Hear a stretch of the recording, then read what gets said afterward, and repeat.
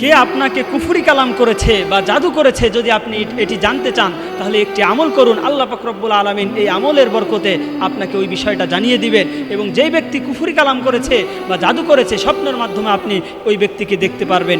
তাহলে আমলটি হচ্ছে, আপনি ঘুমানোর পূর্বে আয়াতুল কুরসি একবার পাঠ করবেন, এরপরে 3 কুল সূরা ইখলাস, ফালাক এবং নাস, এই 3টি সূরা পড়ে আপনি আপনার পুরো শরীরের মধ্যে হাত দিয়ে মুছে ফেলবেন।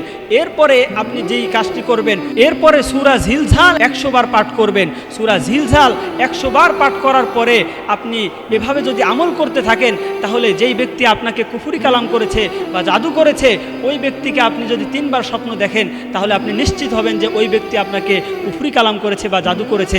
তাহলে এই আমলটি আমরা ঘুমানোর পূর্বে যদি ধারাবাহিকভাবে করি, তাহলে আল্লাহ পাক রব্বুল আলামিন যে ব্যক্তি কুফরি কালাম করেছে বা জাদু করেছে, ওই ব্যক্তিকে আপনি ধারাবাহিকভাবে 3 দিন স্বপ্নে দেখবেন। তাহলে সূরা জিলজাল, ইদা জুলজিলাতিল আরদু জিলজালাহা, এই সূরাটি পাঠ করবেন 100 বার, আয়াতুল কুরসি এবং 3 কুল পরে আপনি আপনার পুরো শরীর হাত দিয়ে মুছে ফেলবেন। আল্লাহ পাক রব্বুল আলামিন তাদের অনিষ্টতা থেকে আপনাকে হেফাজত করবেন।